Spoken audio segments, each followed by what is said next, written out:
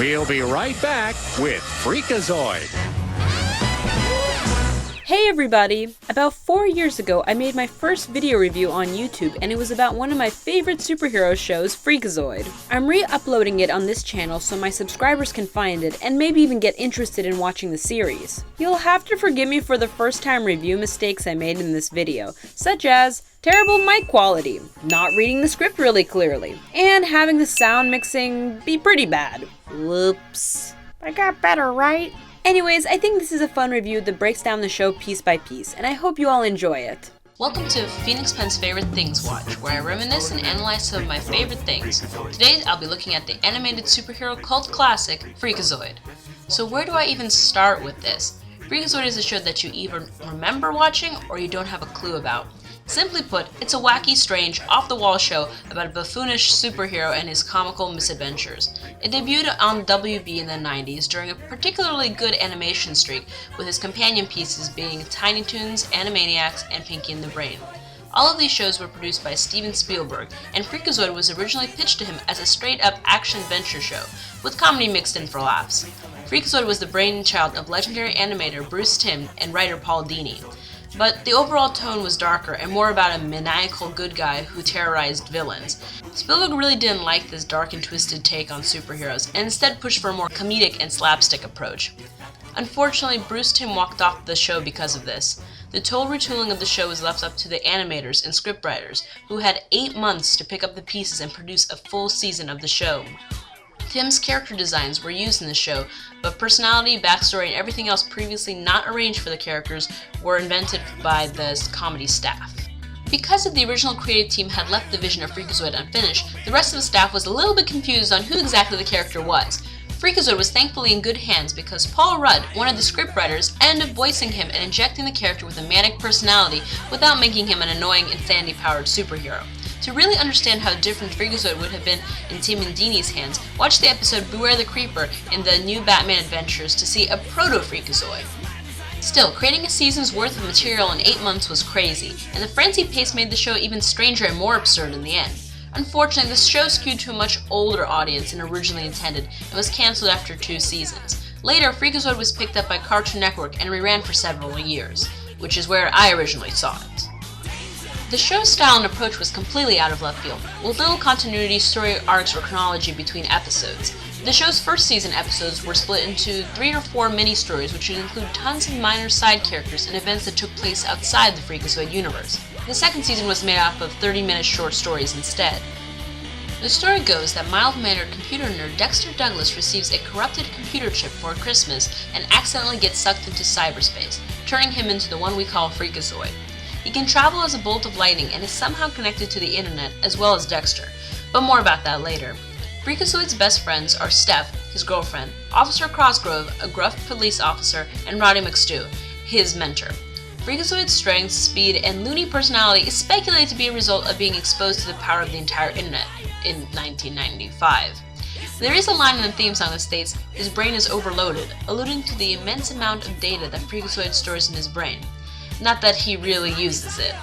The show's inclusion of the internet was a really fun idea, since not much of the internet's potential was fully understood, and the show exploited this by making it seem like a crazy awesome place where superheroes could be born. This show was very, very strange, with bizarre stock footage and references to obscure celebrities.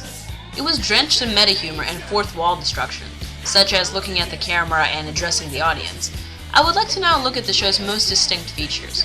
One of my favorite things about this show was the musical interludes and extensive novelty gags that sprinkled the series with catchy ditties. The songs were fun takeaways from the show and made me a lifelong parody music fan. Where did he go? That invisible. He's a power-hungry cook with a scepter full of juice. So tell me, where did he go? I don't even know how many times I was singing this song around the playground and getting funny looks. As I mentioned earlier, a stylistic feature of the show was the constant stock footage use. I always liked it when the characters interacted with the footage. Watch F Troop where Agarn says, "There's no way I'm wearing a dress, absolutely not, no dress," and Forrest Tucker's like, "Yeah, you're wearing that dress, you're gonna wear that dress," and then they wipe, and Agarn's wearing a dress. Yoo-hoo! Look, brothers! Look who's here for you! Sometimes the footage would be used to accompany screamo-vision or relaxo-vision, which intruded on the episode's plot. And speaking of intruding, let's talk about the narrator. Sure, we love a funny narrator, but what about one that's actually a character in the show and a real-life representation of the actual voice actor? Joe Leary is credited as our announcer and frequently is interrupting the show by commentating on the actions at hand or outright giving away plot points. I know! He's gonna hit the power station tonight! Joe, you're the announcer. You're not supposed to give away plot points. Well, I hear a lot of things, and I wanted to help because maybe you're gonna replace me with cute girl singers? He also appears several times as an animated character, which is really weird. One of the most used features of the show is his constant interruptions. Joe put in the announcement that interrupt this program to increase dramatic tension. Thank you. And now back to our program. and then he might... I have an important announcement, but I'm not going to make it. I wouldn't want to be accused of padding my part. Also, you get the picture. Interrupt our program to bring you this important message. I love you. Now, back to our show. Okay, moving along now. Weena Mercator as the Hopping Woman is also another gag that appears on and off, either at the beginning of credits for a fake movie or a Freakazoid episode. This woman never appears in any of the episodes, but is constantly appearing in the credits. There is also another gag which includes a character who always seems to appear in the cartoon. Do you know who this guy is?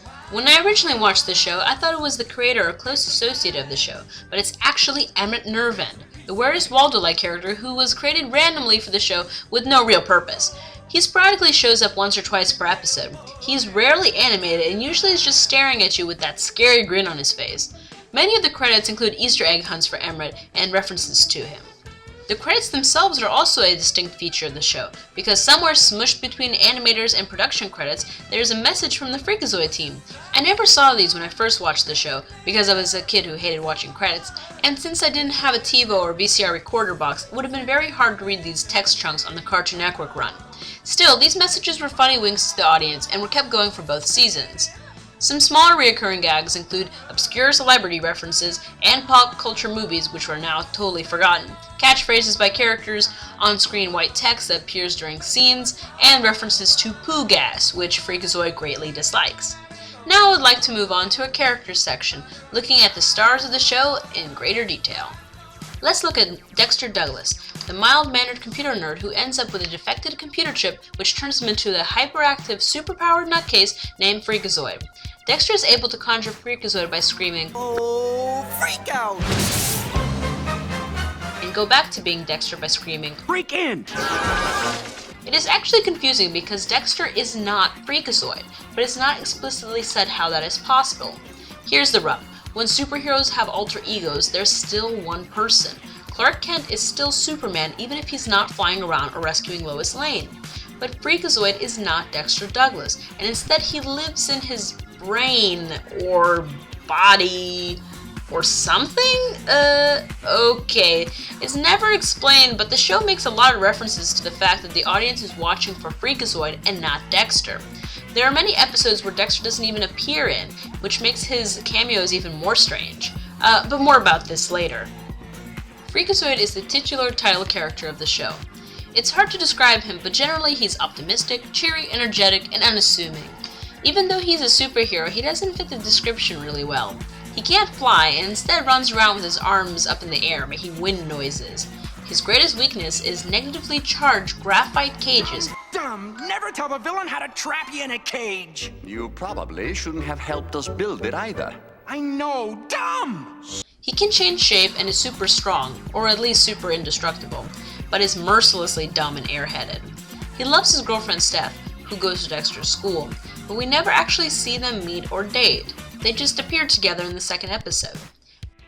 My first impressions of Steph is that she was a cheerleader for our hero, as well as a living plot device.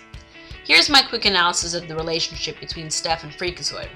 Steph seems like a regular teenage girl, with little personality and purpose in the story other than being a screaming damsel in distress.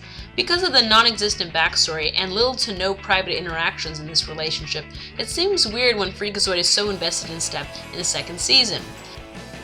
When Cosgrove revealed Freakazoid's secret identity to Steph accidentally, she didn't react well, and this made me upset about their whole relationship. You're Dexter Douglas? Dexter Creepy Douglas is Freakazoid? But later on, Steph explains why she actually likes Freakazoid, and this makes a lot of sense in the show's meta logic. My asking, why are you with him? He's so stupid. He only acts that way for TV. When the camera's off, he's really kinda normal. I feel like it actually helps legitimize the relationship. I do enjoy the episodes where there are romance between the two, even if it is goofy, and I liked it when Steph actively tried to help Freakazoid instead of just being bait in the villain's trap. Another of Freak's buddies is Cosgrove, a cop whose deadpan complexion and esoteric interests perfectly complements Freakazoid's childlike curiosity. Cosgrove is actually a really good cop and can sense crime even as it is in progress. He can also stop anybody in their tracks with a single line. Hey, cut it out. It's your fault. Works every time. Ed Asner is the voice of Cosgrove and is amazing at delivering the most ridiculous lines. They're smarter than bears, but they can't ride motorcycles. Oh, by the way, word has it that Longhorn plans to use robot hot rodders to steal a Titan missile. Cosgrove helps Freakazoid out of jams more than any other character and makes for the funniest banter, and for the most part is a very crucial character in the series. Freakazoid is very attached to Cosgrove and values his friendship, making this relationship the most developed out of the whole show. Freakazoid's mentor is Roddy McStew, who is a Scottish computer engineer who first detected the computer glitch that caused Dexter to become Freakazoid. Roddy used to work for Gutierrez, an evil company CEO who fired Roddy the day he revealed the glitch in the chip. Roddy is extremely hot-tempered and flies into a fit whenever Freakazoid is being, himself. Oh, where are you gonna be while I'm doing all this planning? I thought I'd kick back and watch a few videos, maybe Braveheart and Rob Roy. Where do you think I'm gonna be? I'm going into the prison's computer and disable the defense system. He was voiced by Craig Ferguson, the host of The Late Late Show. Roddy is a fun character and even tried to get Freakazoid to expand his powers and become more powerful once, to little avail. Professor Jones, one of my least favorite characters. He's a finicky butler who does little to help Freakazoid and was a direct riff off Jonathan Harris's role as the professor in Lost in Space, which is why Jones screams a lot. He's even more useless than Steph, and it made little to no sense to me as a kid or as an adult why Freakazoid brought him along on his adventures. Now let's get to the villains of this show.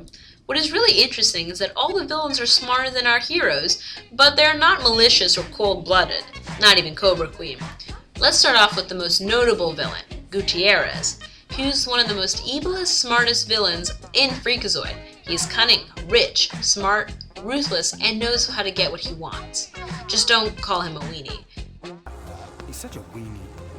I am not a weenie. You are the weenie. He's voiced by Ricardo Montalban, which makes his dialogue even funnier. I won! I won! Go, girlfriend! I can't believe it! I never win anything! Oh, what a shock! I have to catch my breath. Oh. Able to become endowed with cyberspace powers and actually capture Freakazoid, Gutierrez is the most competent villain in the show. He's also a lover of stock footage clips. These next clips are some of my all-time favorite bloopers. Now this jaunty fellow is going his merry way when suddenly, look what happens, and he doesn't even realize it. Hey, chubby boy, where is your donkey? Gutierrez has the most well-developed backstory out of any of the villains on the show, but is still not the one best remembered. That honor belongs to Candle Jack. Oops. Well, don't worry, he won't get me. We are experiencing technical difficulties. Please stay tuned. Are we all clear? Okay, we're all clear. Great. All right, hit the red button. No, not that button! Okay, I'm back. Anyways, Candle... Don't say it! Jack is one of the most quoted and memorable villains in Freakazoid. He was featured in the second episode of the series and has made a lasting impression on the minds of viewers since. If one utters Jack's full name, he will appear and use his rope to bind you. You can stop him by luring him with a pie into a cage. Because, sure, why not? Anyways, Jack is a fantastic character who has cameos in many other episodes and provides loads of comedy gold. Excuse me, Freakazoid. Is there anything I should do? Why don't you stay here and scare the professor?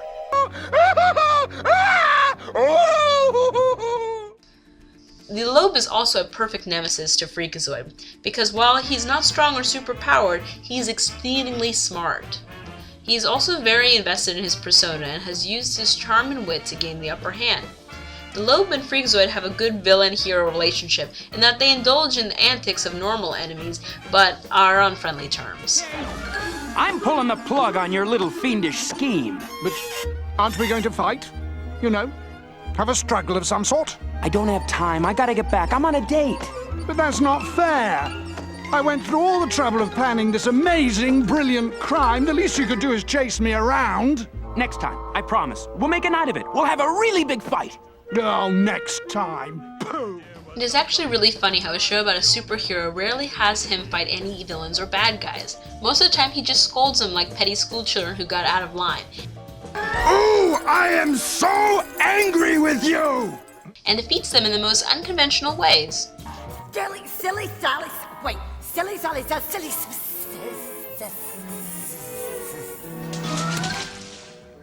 I wonder why that worked. The next villain is Cave Guy, a bohemian bruiser in a loincloth. He is once again smarter than our protagonist, and even has fantastic theme music whenever he shows up.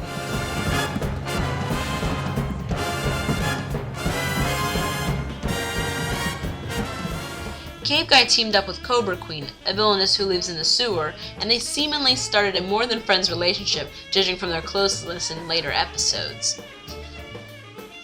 Longhorn is another villain in the Freakazoid's Rogues Gallery, but other than being a bull who drives a big rig with an affinity for country music, there's not much to say about him. Most of these villains' backstories are revealed as they appear in the episode by this announcer, who quickly skims over their origin story. What makes this show great is the interactions between heroes and villains. The battles between them are never serious or life-threatening, and the show keeps it on the light side, even making the villains team up with the heroes in one episode. Hits and misses. Here are some of the hits and misses of the series. Even though I'm doing a retrospective to highlight my favorite things, I do want to point out some of the flaws and missteps that cropped up. I'm going to start with the misses first. First off, the side characters are never appealed to me. As much as I like the funny Fat Man and Blubber Boy, or Huntsman, or Sir Bravery, they really weighted down the series with weird subplots and inconsistencies. For instance, Boron, or Moron, has actually 2 origin stories and appears in the series before being properly introduced. Also, a lot of the Freakazoid Dexter Douglas stuff is super vague and inconsistent. Dexter is sometimes Freakazoid for many nights and even during the daytime. His parents never ask where he was for the entire school semester, which is fine, but it makes Dexter very superfluous to the plot. Due to the conflicting, rushed explanations, it is unclear if Freakazoid is stored in Dexter or is he a split entity of Dexter. Another thing that bugs me is that the powers of Freakazoid are never properly explained. Like, does he have all the knowledge of the internet, or is he just powered by electricity of cyberspace? Also, there are basically no background stories for any of the relationships. Like, how did Freakazoid meet Steph and Cosgrove? What about the Lobe's origins? Another problematic thing is the constant stagnation of the plot. Many times Freakazoid does not know how to defeat the villain or make the plot move forward, and the show ends up making gimmicky ploys like showing the characters talking about their roles or cutting to a tangent about something. As a kid, I liked the story with my comedy, but Freakazoid's super genre-savvy humor made it difficult for me and other kids to enjoy the show for its plots, which were rather weak. What's worse is that the extremely obtuse reference jokes are now irrelevant for kids and adults alike, making the series dated and weighted down by extraneous information. I see what you're saying now. There. That's a guy in a suit. No! That's a real monkey! How can you tell? It's obvious, Cosgrove. There. Now that's a real monkey. That's a guy in a suit! We're gonna have to see this again. But now let's explore the greatest hits and triumphs of the series. First, I'd like to say that the show is worth watching for the continuity, which is extremely strange and sometimes surprising. Like when Freakazoid suggests Cobra Queen get paper lanterns for her sewer, and in a later episode they're actually hanging lanterns there. He didn't say a word about my new Japanese lanterns. Well, I think they're bright and cheerful. Also, Gutierrez and Loeb's plots and episodes are great fun to watch as the series goes on. Joe the announcer's continuity is also kept up with, which makes the wacky situation even more insane. Go up this ladder. It will lead you to the diamond hat of the Czars. Freakazoid yells at me for giving away plot points, but I don't care. I'm more than just an unseen booming voice. I'm a man with my own dreams. Sincerely, Joe the announcer. Another positive is the catchy songs and great villains. I adore the songs, I know them to this day, and the villains are still hilarious. Another really strong aspect of the show is the voice acting and really fun cameos. For instance, Tim Curry makes an appearance in the show as a crazy scientist who lives on an island. You will all be my guests for dinner. I trust you're hungry. I've made a casserole. Akbar! Ringir! Fatima! To the house, schnell! Also, having Leonard Maltin and Henry Kissinger in the same episode is hilarious. Best of all, the show is rewatchable and endlessly quotable. Here are some of my favorite quotes and lines. Even if they're out of context, they still make me laugh. How come you never got married? Because I like meat too much. You could be married and still eat a lot of meat. I didn't know that. I took the liberty of improving upon the flaw that created us both. I am now more powerful than you can possibly imagine. Yes, but can you dance?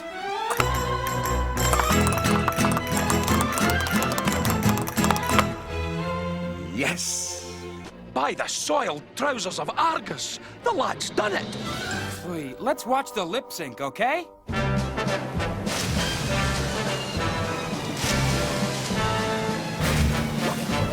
Cosgrove, he's a normal, regular guy just like everyone. Norm Abram! I'm touching Norm Abram! I'm hugging Norm Abram!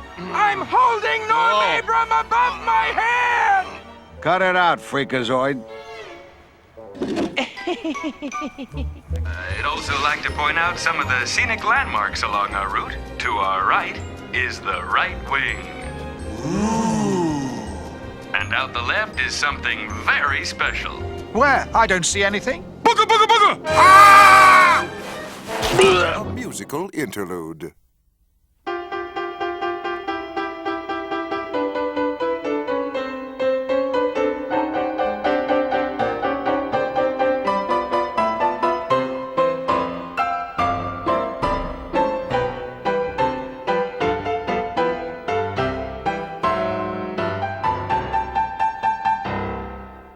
This concludes our musical interlude. We now return to our program. The situations are insane, the characters are basket cases, the plot is a madcap mashup of running jokes, and the whole show exploits its own cartoony reality in order to break the fourth wall and subvert expectations, creating a whole show within a show and a whole new way of experiencing animated cartoons. To wrap things up, I'd like to explain the place Freakazoid holds in my life. At the time I watched the show, it was rerunning, so I was a little bit older and beginning to grow up. It was a time in my life when watching cartoons became something kids did, and there was a prevailing belief that it was juvenile to watch cartoons. People around me were more focused on the negative aspects of their lives and were going through a lot of growing pains and teenage angst. The pressure of growing up and out of cartoons made me latch on to Freakazoid as a show that blew raspberries at the face of people who took life too seriously and things too close to heart. The show was bright, optimistic, non sequitur, and made me laugh even if I didn't understand the jokes and references. The characters and misadventures made me laugh and made me think, and this show will always harbor a special place in my heart and in my life. It was a sort of bridge between youth and adolescence. Having a completely insane hero who laughed at cynicism gave me the strength to do the same and keep my cheery nature while growing up. I thank you, Freakazoid, you strange, bizarre, fantastic, confusing, crazy, awesome, obscure, random, loud, subtle, outrageous show, you. Both seasons of Freakazoid are now available on DVD. Thank you for watching. This is Phoenixpen's favorite thing watch, Freakazoid, FTW.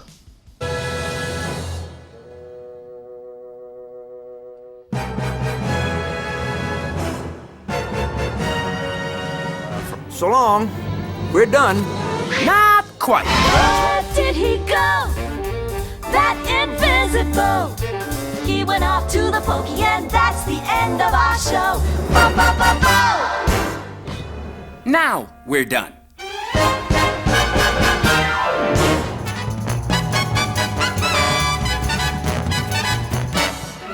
Cut it out.